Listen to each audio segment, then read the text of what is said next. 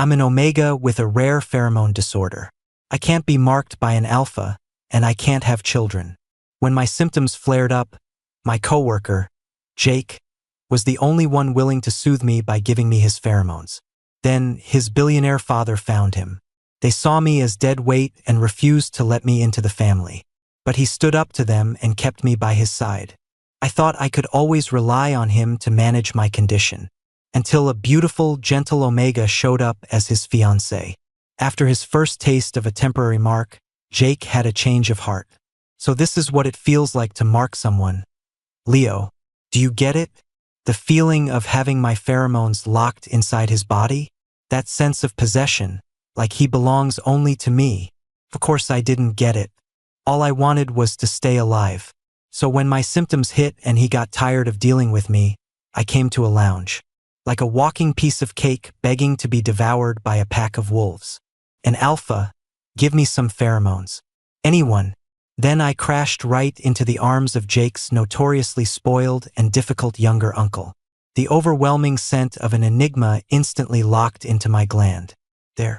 It's all yours. Hot. My entire body was burning up. My gland, it felt like it was about to explode. I stumbled along the wall and instinctively pushed open the door to the lounge. This place wasn't like a messy bar. It was almost exclusively for alphas from high society. High-ranking with strong self-control. They probably wouldn't kill me. Sir, I'm sorry, but we don't allow omegas in heat to enter. A server stopped me at the door. An intense whiskey scent was pouring out of my gland. It wafted under the nose of every alpha in the room. Their eyes locked onto me. One alpha's pheromones couldn't help but mingle with mine. But their rational minds kept them from making any rash moves. An alpha, give me some pheromones. Anyone. I practically hissed the words through gritted teeth. Shame made my face flush, but the piercing pain in my gland told me one thing. I needed pheromones. I needed to live. But a long silence followed. No one dared to move. I leaned against the doorframe, and the server kindly steadied me. Sir, there's a hotel upstairs. I can go buy you suppressants. You don't have to do this. I shook my head slightly. It's no use. I'm immune to suppressants. Still, no one came forward. I turned to leave, planning to try somewhere else. But then an alpha spoke up, his voice dripping with mockery. Isn't that Jake's little omega? How'd he end up in a state like this? Yeah, he's been with Jake for years. Can't Jake handle him? Why is his omega running around in heat? I clenched my fists and lowered my head. Jake, I hadn't seen him in a long time. He used to give me his pheromones every few days. Even though I couldn't be marked, I could live a normal life. But ever since that beautiful omega girl appeared as his fiancée, it was love at first sight for him. I still remembered him bragging after giving me his pheromones not long ago. Do you have any idea what being marked feels like, Leo? It's amazing. It's just a shame you can't be marked or have kids. In the end, we can't be together. At the time, my mouth just hung open. The words caught in my throat. After that, he came back less and less. When my symptoms got so bad I couldn't stand it and went to beg him for help, I found him drunk in a private room. He pointed at me and slurred. How long has it been and you're already in heat again? Anyone would think you're my pet dog. The room erupted in laughter. I quietly left. I curled up in my room, suffering for 3 agonizing days. But there was no sign of improvement. The pain made me realize something. I just needed pheromones. Whose they were didn't matter at all. I opened the door, focused only on getting to the next place, and didn't see someone coming in. I couldn't stop in time and slammed right into a man's chest.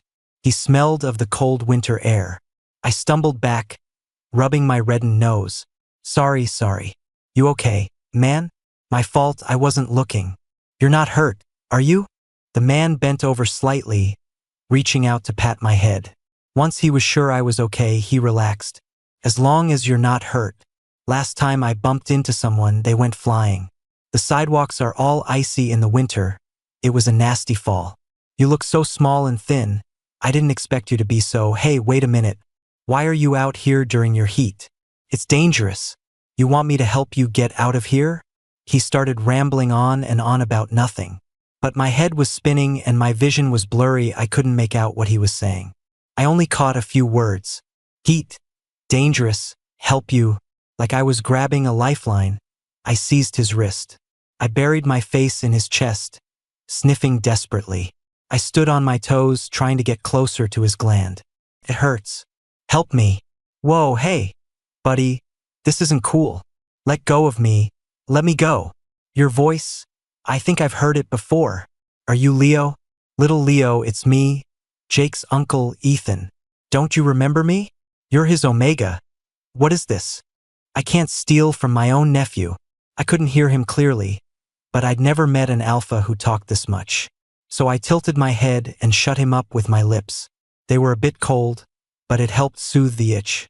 The lounge grew noisy as I clung to him. He couldn't shake me off, and I greedily bit at his gland. That's weird. Why weren't there any pheromones? Mine were flooding the air, drowning him. Was he not reacting at all? Whatever. Maybe I wasn't biting hard enough. I finally found someone willing. I couldn't miss this chance. So I bit down a little harder. Don't bite. Stop biting. There are people here. I've never been bitten by an Omega in my life. And in front of all these people. What are you jerks staring at? Go get a room and some suppressants now. My canine tooth pierced his gland, and a wisp of fruity fragrance filled my senses. Huh? Strawberry. An alpha with a strawberry scent? But when it crashed into my whiskey scent, a fresh aroma filled the air. It was actually a nice combination. Holy shit, you actually broke the skin. Everybody get out. Don't you dare sniff. And don't follow me. The door slammed shut. He threw me onto the bed. My head was spinning, but my mouth was filled with a sweet taste. It wasn't enough. I crawled toward him, ready to try again. But he was prepared this time and caught me. Why did Jake let you out alone during your heat? Are you trying to get yourself killed? We're not together anymore. He tilted his head, looking at me in disbelief. I was in so much pain my teeth ached. I grabbed his hand, begging him to give me some of his pheromones. No, suppressants are on the way. I'm calling Jake to come get you. I'm immune to suppressants. It's useless. As for Jake, he's probably having a great time right now. Ethan, half convinced, dialed Jake's number. Jake's impatient voice came through the phone. What do you want? I'm busy. Don't bother me. But I could clearly hear an Omega moaning in the background. There was no way Ethan missed it. Fuck you, Jake. You dare talk to me like that? You just wait. He hung up, his face flushed and a little awkward. It's okay, Leo. Uncle will teach him a lesson for you later. He's got you and he still dares to go find some stray Omega? He must have a death wish. I nodded. You didn't know? That's his fiancée. I had no idea. I just got back in the country. He agreed to that even though he has you? What a scumbag. I didn't say anything. The small amount of pheromones I'd gotten was already fading away. What's taking so long with those suppressants? My buddy probably got lost. Just hang on a little longer. But I couldn't wait. He was sitting with his back to me. The bite marks I'd left were still visible on his gland. But he was exercising extreme self-control. No matter how I tried to entice him with my pheromones, he sat perfectly still, refusing to release even a hint of his own. He could even chat with me.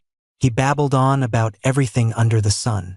While he was distracted, I wrapped my arms around his waist and pressed myself against his gland again. Help me, please. I'm going to die and I don't want to die yet. My tears dripped onto his shoulder. He stiffened, sitting ramrod straight and swallowing hard several times. Are you really not with Jake anymore? I shook my head frantically, making it clear I was done with Jake. Okay then, I'll help you this one time, but my pheromones are a lot stronger than an alpha's. If you can't handle it, you have to tell me. Just as I finally convinced him to bite my gland, an ill-timed knock came from the door. My buddy's back with the suppressants. You're saved, Leo. He started to get up, but I hooked my arm around his neck. Tell him to go away. The suppressants really won't work. He sighed and gave in, shouting at the door. Go on. Get out of here. We don't need it. I thought he was bluffing when he said his pheromones were stronger than an alpha's. After all, how aggressive could a strawberry scent be? But the moment he started injecting it into my gland, I almost couldn't take it. With just a single gentle puff, he gave me more pheromones than Jake had in 3 sessions combined. How could an alpha have pheromones this powerful? You have to tell me if it hurts. It's my first time. I don't have any experience. A thin sheen of sweat broke out on my forehead, but I kept shaking my head. It doesn't hurt. More. After all, I couldn't guarantee I'd run into another nice person next time. Strawberry. Such a rich, sweet strawberry scent. My whiskey scent was completely overwhelmed. A long time passed. So long that my breathing became ragged. Only then did he stop. There. You have a temporary mark now. Next time you're in heat, don't go running around in the streets. He blushed slightly, scratching his head in embarrassment. If you're feeling bad again next time, you can find me. My mouth fell open as I touched my swollen gland. I was stunned by the feeling of the pheromones locked inside. Marked? I was marked. Don't I have pheromone disorder? Aren't I supposed to be unmarkable? Jake had tried countless times. Once, he'd nearly drained himself of all his pheromones overnight trying to mark me, and still failed. And this guy marked me so easily. Maybe it was because I hadn't felt this satisfied in a long time, but I passed out. When I opened my eyes again, all I could hear was the sound of the shower running in the bathroom. The air was still thick with the rich scent of strawberries. I looked at the tidy room and my untouched clothes. Ethan really was a gentleman. A temporary mark should last me a long time. But he was Jake's uncle after all. Now that I was clear-headed, it was best to avoid the Keller family whenever possible. So I took the only 20 I had out of my pocket and left it on the bed. Then I got up and left. I hailed a cab downstairs. I got out at the entrance to my apartment complex. The complex was in a remote area, and the buildings were old. But it was surrounded by factories, so a lot of workers lived here. One of the apartments was the one Jake and I first rented. It held almost all of our history together. My mother had me when she was very young. She loved to party and saw me as a burden. So when she found out about my condition, she dumped me in a rundown part of the old city. Son, I don't have money for your treatment. These are all alphas. Just act a little slutty, and they'll make you feel better. You're not a kid anymore. It's time you got a job. I was 16 at the time, and I knew she was abandoning me. But I was willing to leave her. If I stayed with her, I'd starve to death sooner or later. It was better to go out and make my own way. A young Omega walking through a chaotic factory district. The foreman threw me into a large dorm room with a dozen other guys. He had a cigarette hanging from his lips, and his rough hand rested on my gland as he told me in a low voice, "Leo, right? You'll be living here from now on. The guys here are all good people, so don't be scared." But then he turned around and yelled at a subordinate who questioned the legality of making an Omega share a room with alphas. "The law? Around here, I am the law. This dorm is full of hot-blooded young guys with nowhere to blow off steam. How am I supposed to control them otherwise?" I kept my head down and quietly climbed onto the empty bunk in the corner. The foreman had told me I'd get a salary of $2,000 a month for doing the easiest work. Room and board were included, so I could save all that money. If I worked for 10 years, I'd have enough to live a little more comfortably, right? And they were all alphas. When my symptoms acted up, they'd surely be willing to help me. The door was shut, and the single light bulb on the ceiling was blinding. I could hear alphas swallowing, someone tentatively tugging at my clothes. I knew they were asking for my consent. Just don't kill me. My eyes were wooden as I stared at the light bulb. Someone turned off the light. A rustling sound approached me. A hand grabbed my ankle. I closed my eyes, trying my best not to tremble. Suddenly, the light flicked back on. The person closest to me was sent flying with a kick. The light was too bright, I couldn't see the face of my rescuer. But he pulled me up and shielded me behind him. "Are you all tired of living? That fat pig might be an idiot, but you should know better. If you want to go to jail, be my guest." I shook my head, pulling myself back to the present. The key was already in the lock. Back then, Jake had worked his way up to being a junior foreman. This was his place, and for a long time he let me live here alone. He stayed in the dorms. It was only after I got sick and missed a few days of work that he came to check on me and found out.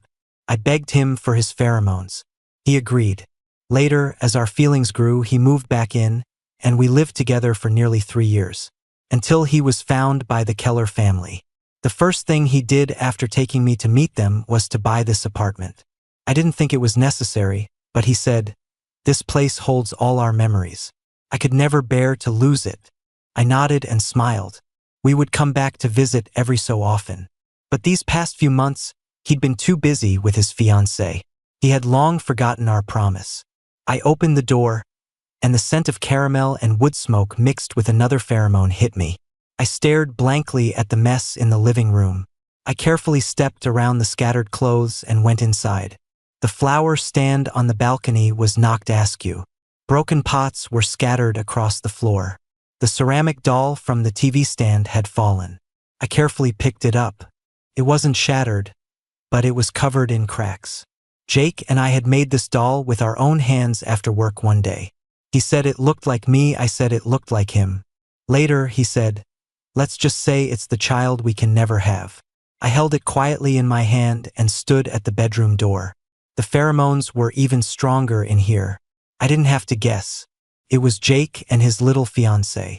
I just never thought they would come here. Taking a deep breath, I knocked on the door and said calmly, "I'm just here to grab a few things. I'll be quick." The door opened, and a sleepy-eyed Jake looked at me. "What are you doing here? You couldn't last 2 days? Just go back to the mansion for now. I'll come over later, okay?" I lowered my eyes, my gaze sweeping over the bed. His little fiancée was still sound asleep. She probably wouldn't be waking up anytime soon. "I'll go then. I'll come back in a couple of days." I turned to leave, but he grabbed my wrist, gently closed the door, and pulled me over to the sofa. "Wait, are you better? Didn't you say your condition could only be soothed by an alpha's pheromones? Can it heal on its own?" I didn't speak, just nodded. He scoffed, crossing his legs and pointing his chin at me. "So you were just messing with me before? If you can heal on your own, why were you always clinging to me?" I pressed my lips together, looking at this stranger who was once so familiar. Money and power really can change a person. He'd forgotten. He'd forgotten how his eyes would tear up with sympathy when he saw me in pain. He would hold me and tell me to bite him if it hurt. That's why there was always a faint bite mark on his arm. But now that spot was covered by his fiancée's name. I lowered my voice and told him, "Jake, I want to leave." He waved his hand dismissively, his face impatient. All right, just go back to the mansion. Tina will be upset if she wakes up and sees you." "No, I want to leave you." "You want to leave? You're a sick little Omega. How are you going to survive out there?" I looked at the contempt in his eyes and spoke slowly. "You don't have to worry about that. I'll be fine." In the last few years, the laws had improved, and social conditions for Omegas were much better. The frequency of my episodes had also decreased. If I worked hard, I could find a job. Besides, I had some savings in my account, enough to get by until I found one. He tilted his head and stared at me. He could see I had made up my mind. But as he fiddled with the wedding ring on his finger, he didn't seem to want to let me go. Just as the tension mounted, the bedroom door opened.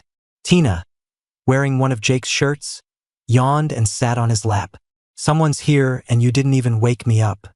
Honestly, Jake pulled her shirt down to cover the hickeys and gently rubbed her swollen gland. "Go back to sleep. It's nothing." But she glared at him and snapped, "So I can leave you two alone?" I looked up and told Jake again that I wanted to leave. After weighing his options, he looked at Tina and said gently, "Fine. I'm marrying Tina after all. What would it look like if I kept you around?" With his approval, I got up and placed the ceramic doll on the coffee table. Tina picked it up and played with it curiously. This little doll is so unique. But in the next second, it shattered in her hand. "What is this thing?" It broke the second I touched it.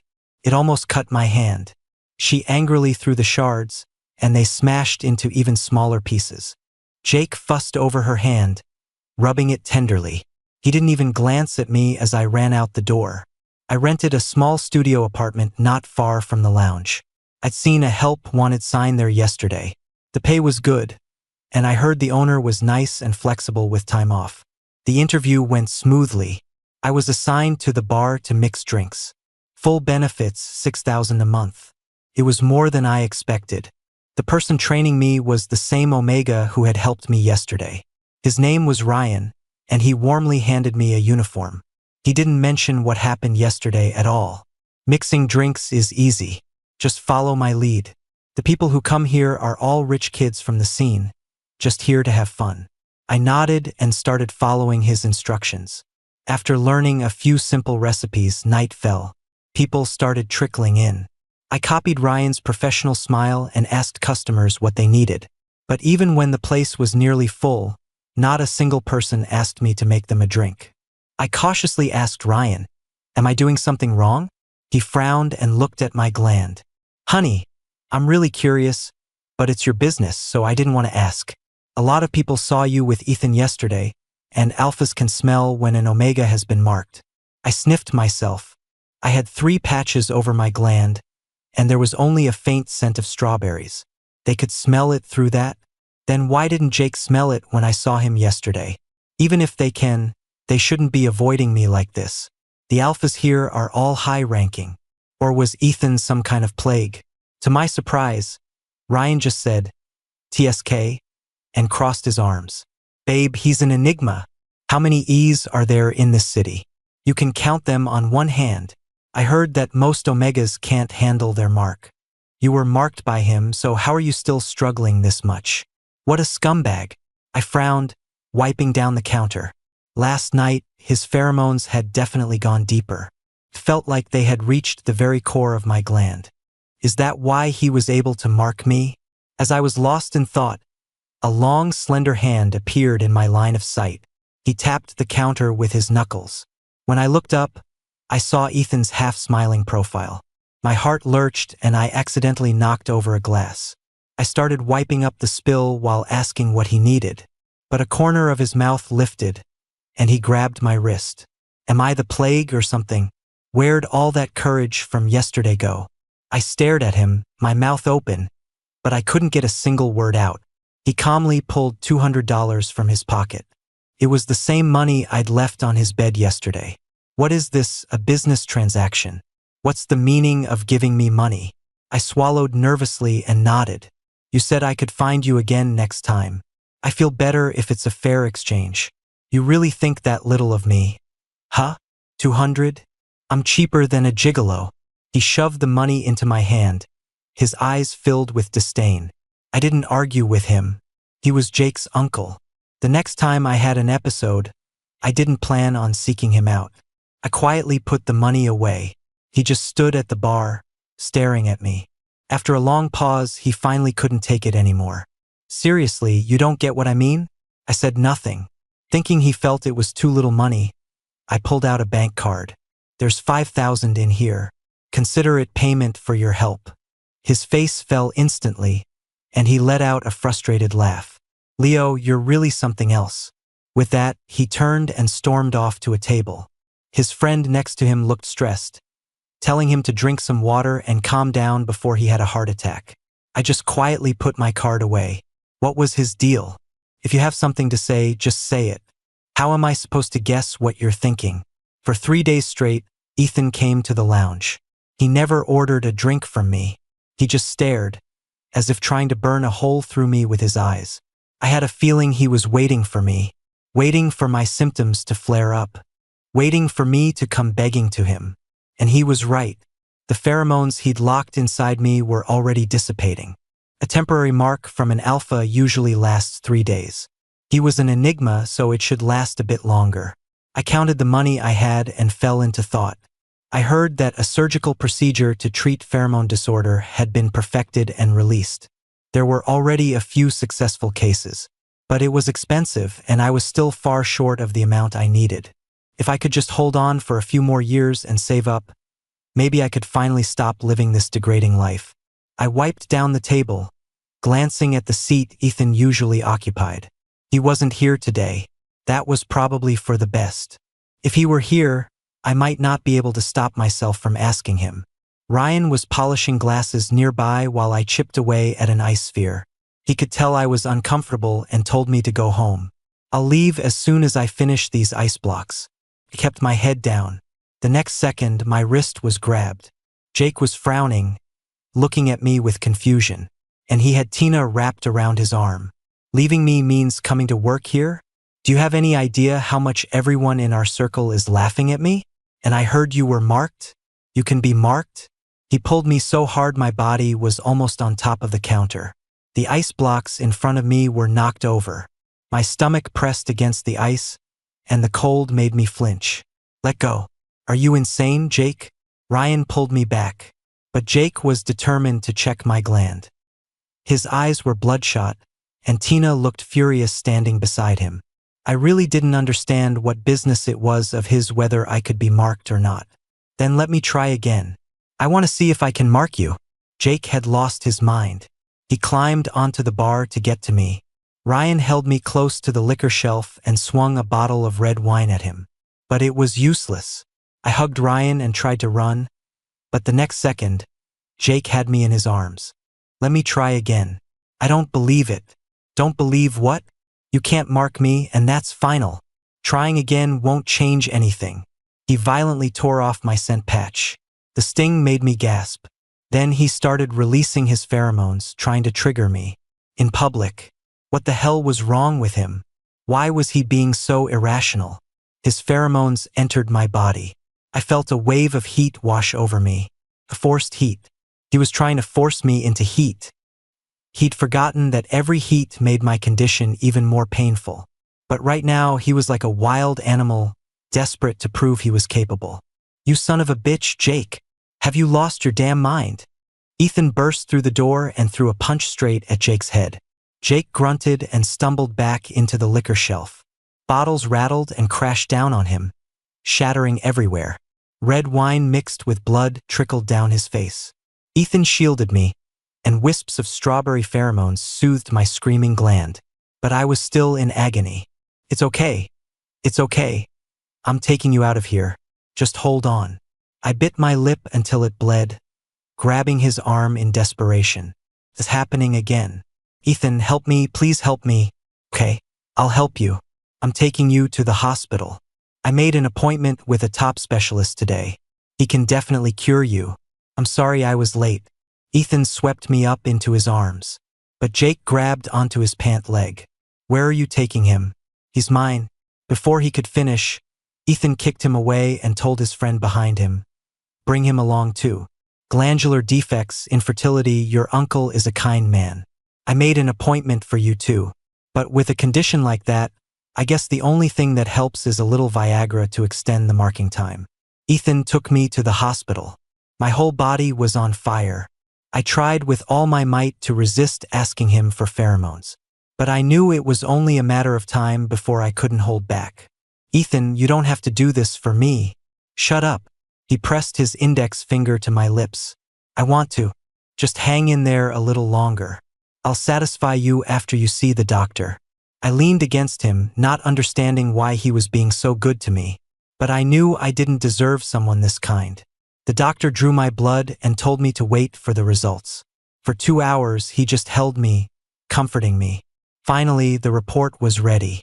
An old doctor sat down in front of me. I recognized him. He was the world's leading surgical expert on glands. He was also the one who led the research on pheromone disorder. I never expected Ethan to go to such lengths for me.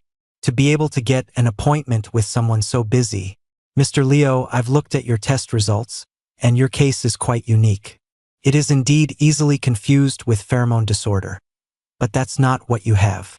Your gland is simply larger and set deeper, which means you require a much larger injection of pheromones to be satisfied. And from the information I received from Mr. Ethan, you previously lived with Mr. Jake. He has a classic case of glandular atrophy, which results in a short marking duration, low pheromone concentration, and poor sperm quality. That's why you haven't been marked all these years. My head was spinning. All I understood was that he was telling me I wasn't sick. Ethan squeezed my hand and asked anxiously, "So what do we do?" The doctor put down my file, picked up another report, and smiled a little sheepishly. Mr. Ethan and Mr. Leo's pheromone compatibility is nearly 99%.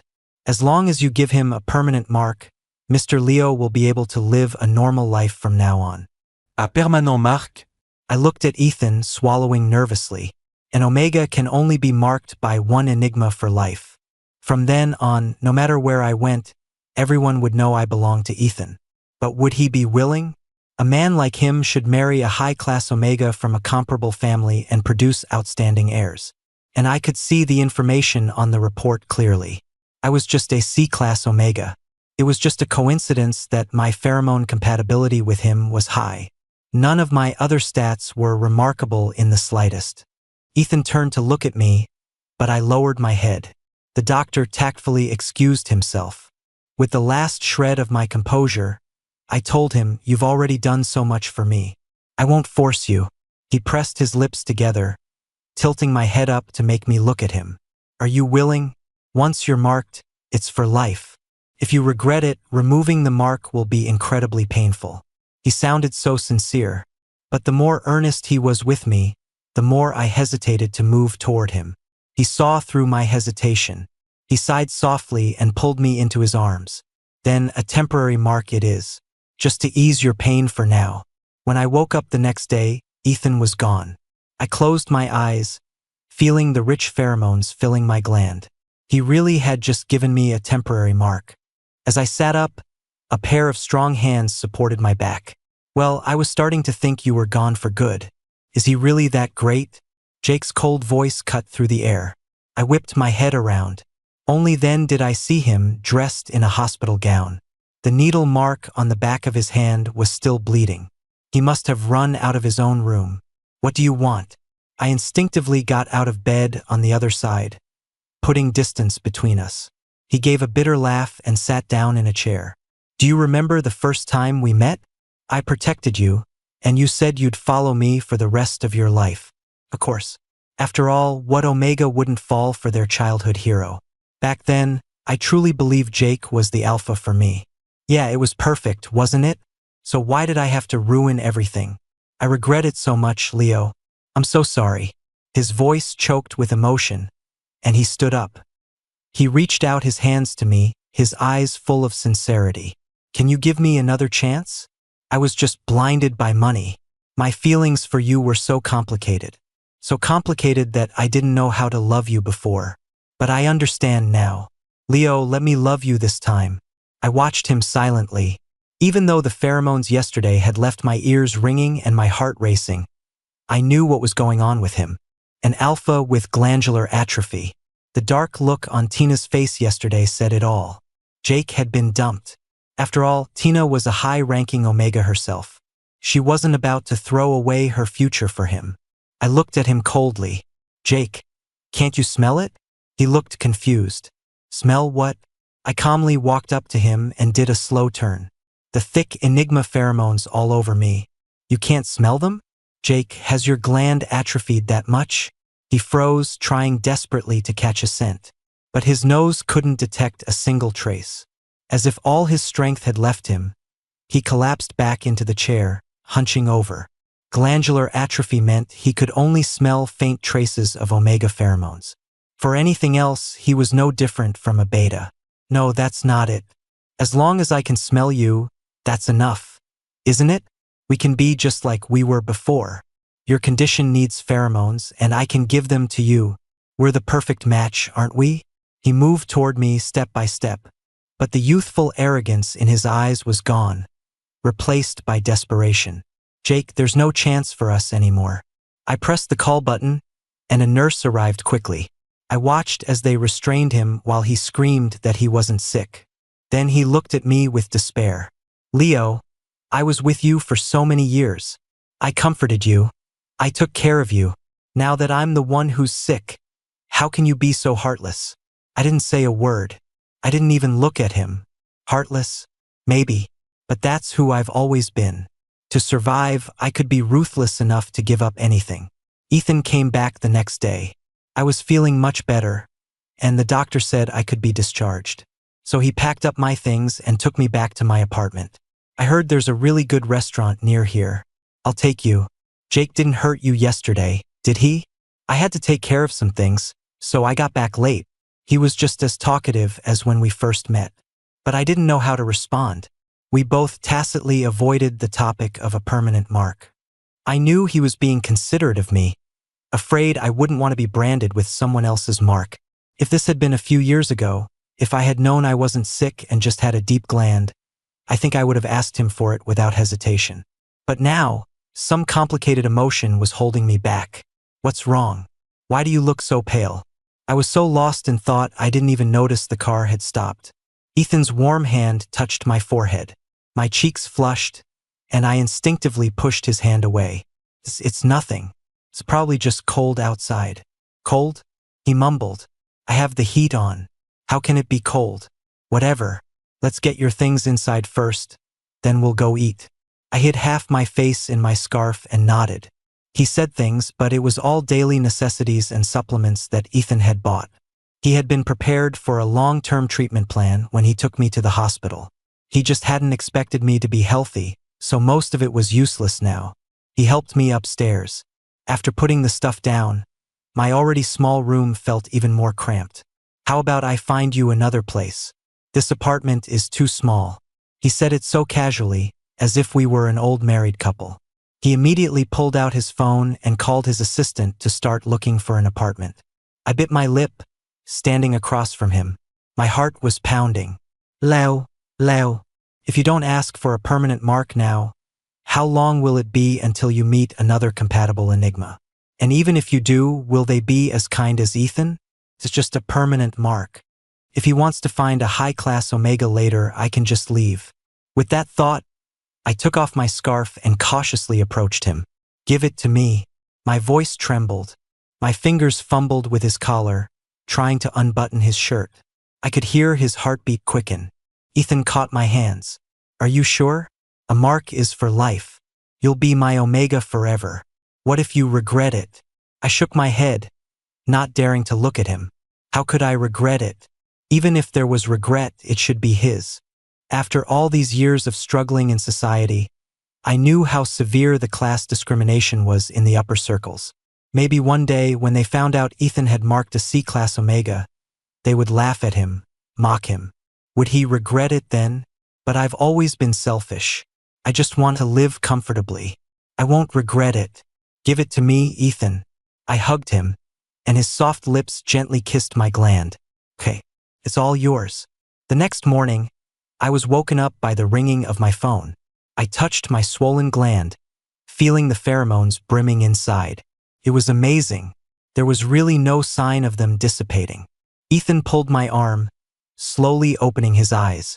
What is it? Who's calling? I looked at my phone and saw dozens of missed calls and a flood of texts from Jake. 5 hours ago, Jake said he jumped into the ocean and told me goodbye forever. But he was still calling me 3 minutes ago.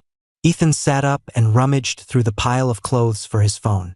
Just then, it started ringing. He answered it. His sister-in-law's sobbing voice came through.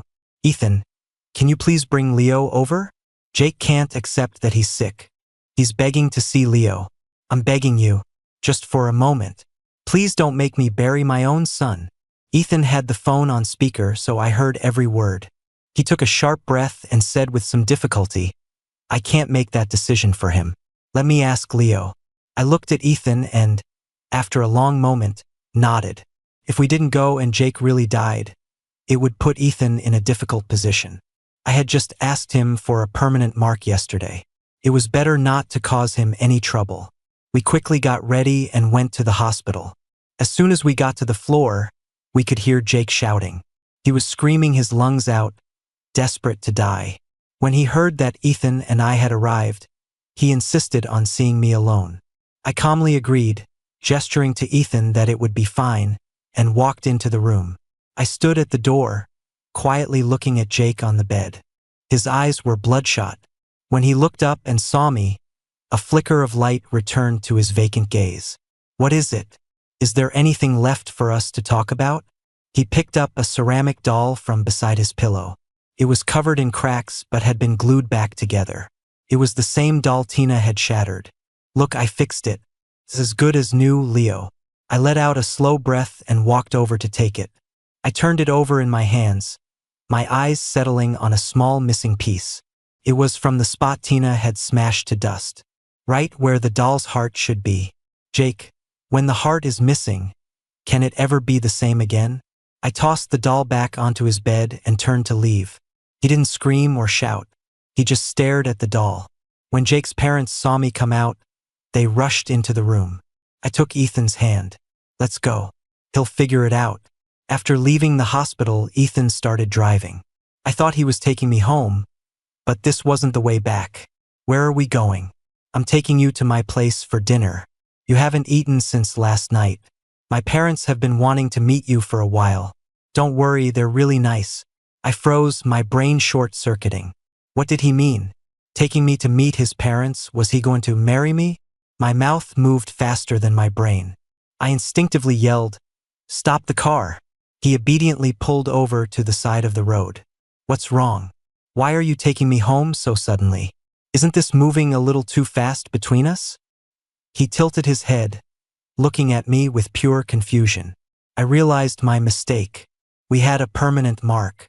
What could be closer than that? Now that you're marked by me, you're my omega. I'm gonna take responsibility for you, so don't worry. So it was just about responsibility. I looked at him and shook my head. You don't have to be with me. I'll move to another city, stay far away from you. That way you can MMPH. He grabbed my wrist and pressed his lips to mine. He was breathing heavily, clearly angry. He bit my lip hard. He didn't let go until the taste of blood filled my mouth. Can what? Can you stop being so difficult? You always have to assume the worst. Your best option is right in front of you. Can you please just look at me? He cupped my face, forcing me to meet his gaze. He kissed me hard again. But, another kiss. I finally shut my mouth. Don't worry, I won't force you. Maybe we can try dating for a while. If you still want to leave after that, I'll personally send you off. I looked at him, blinking. It doesn't sound like you're sending me off. It sounds like you're sending me to my grave. He chuckled and pinched my nose. I could never. After all, it's not every day you find a partner this compatible. Honestly, before you showed up, I thought I was going to be alone for the rest of my life. But I'm so glad fate let me meet you. He held my hand as snowflakes drifted down outside the window. So, Leo, will you try dating me? A layer of mist had formed on the window. I lifted my finger, drew a heart on the glass, and softly breathed a single word. Okay.